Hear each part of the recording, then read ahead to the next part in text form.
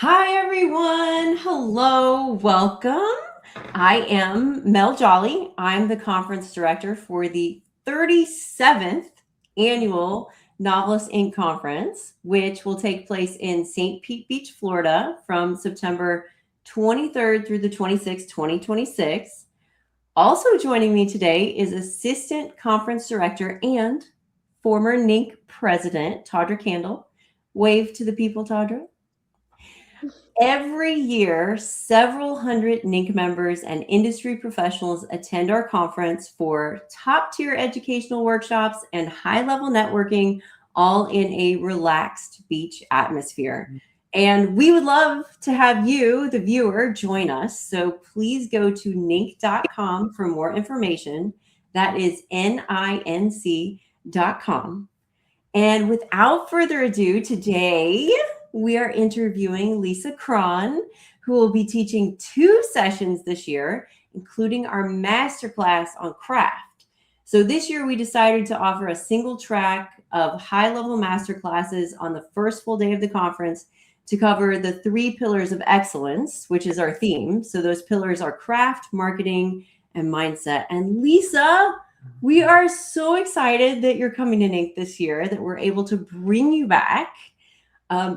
You are a craft rock star, and we were thrilled to be able to book you. You have 3 books on various aspects of craft. We have Wired for Story, Story Genius, and Story or Die. So obviously you have like a few things to say about craft and you haven't gotten tired of it yet. So what drew you to teaching about craft?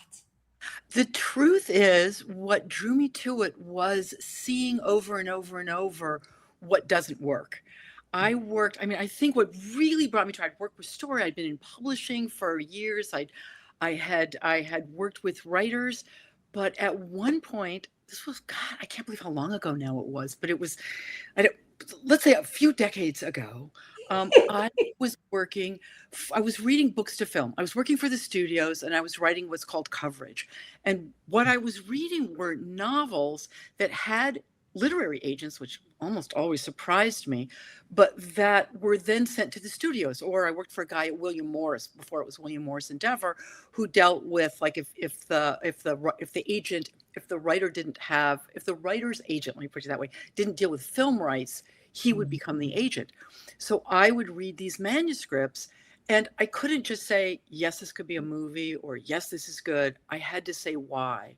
And I read thousands of manuscripts because I was reading mostly books to film. And what I realized reading them over and over and over is what we were told grabs you. What I had learned was pulling me in when I was really involved in a story, when I was there. Again, that Vulcan mind meld that a story does.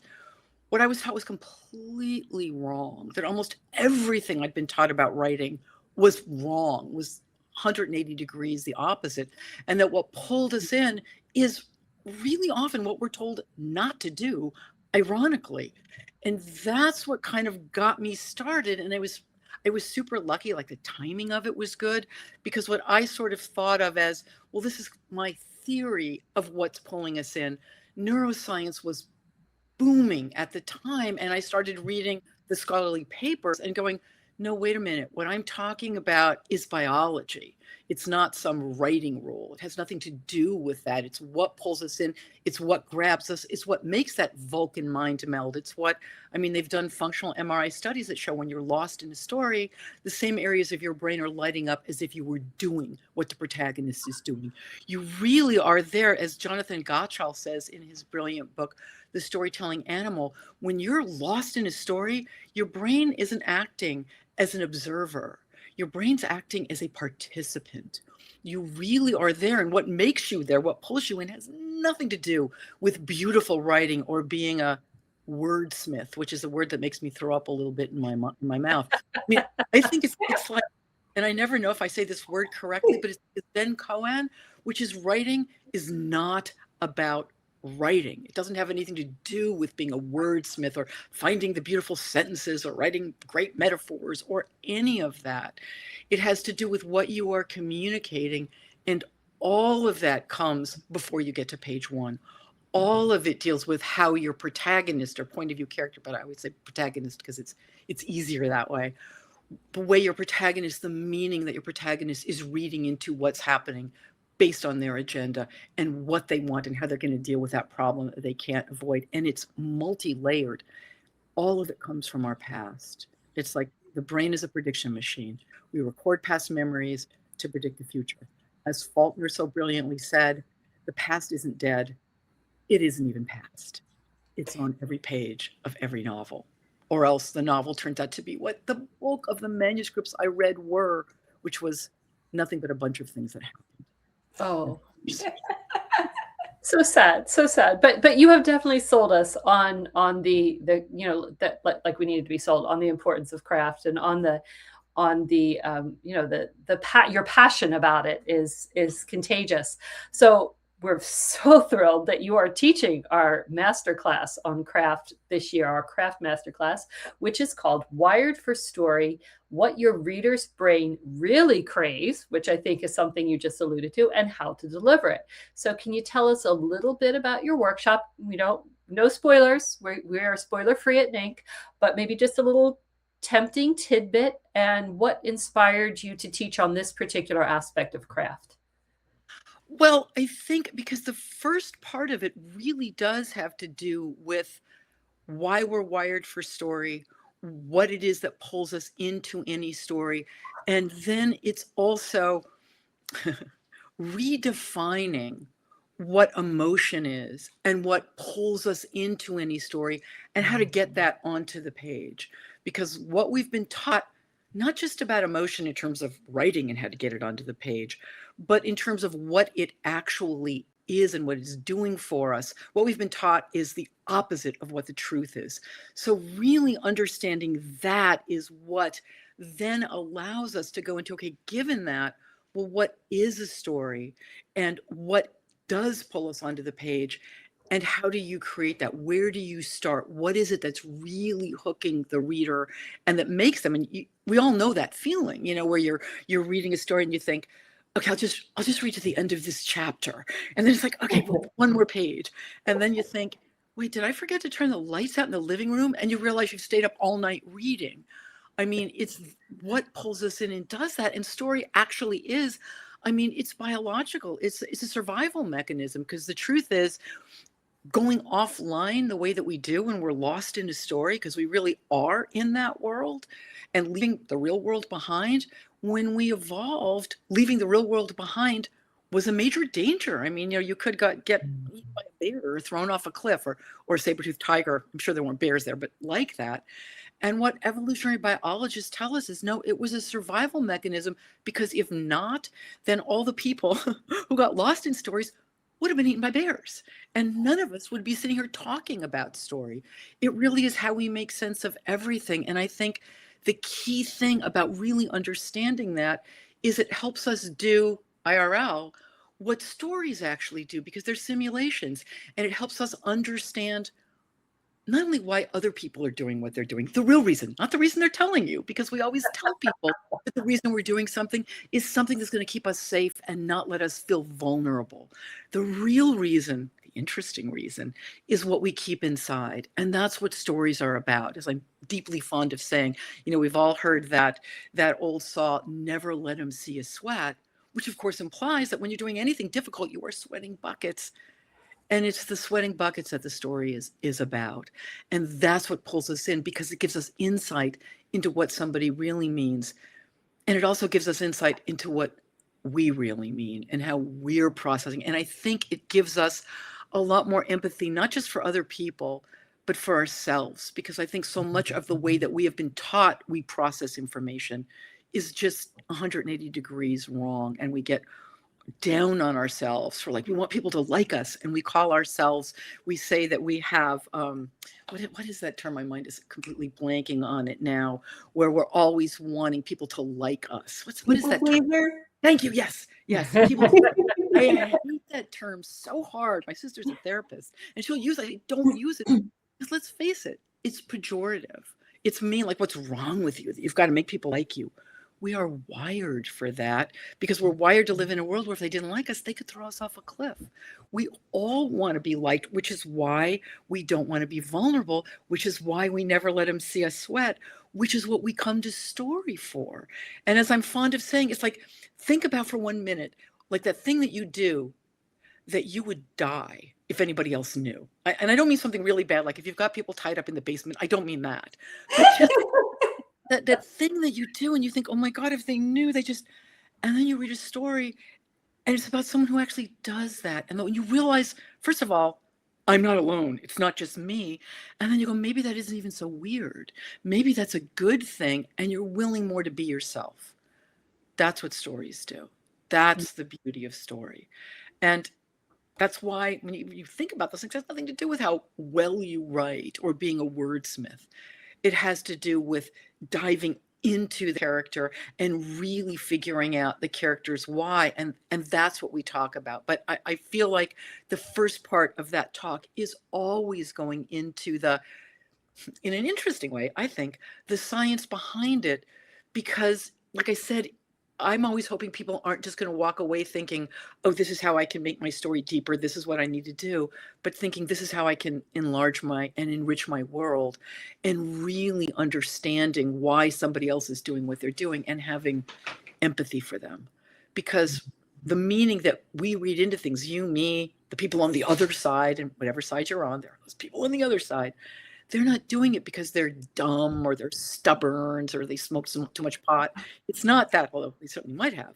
It's because that's what their past experience taught them those things, Matt. Those things mean. Always comes from the past. Everything does, which is why the biggest, I probably shouldn't say this now. Well, I mean, I can say it, but just to dive in, the biggest lie the writing world tells, the biggest lie is use backstory sparingly, and then only when the reader needs to know something. I mean, first of all, you never put anything on the page because the reader needs to know. Not that they don't, but that's not why it goes there. Backstory is the most fundamental layer of story. It's where all story logic comes from. It's where all emotion comes from. Emotion not being like, butterflies in the stomach or like heart pounding or, palms sweating or weirdo body language. Emotion is something that just telegraphs meaning, and it's what things mean to somebody as they're trying to, in the moment, figure out what to do. And going through all those layers, just thinking about that as they're ripping through them is how you get emotion onto the page. And knowing that all of that by definition comes from the past, which means there is a ton of work to do before you get to page 1. And it isn't pre-writing, it isn't research, it isn't the thing that you do so you can get there. It's not something you can do, God forbid, in narrative summary.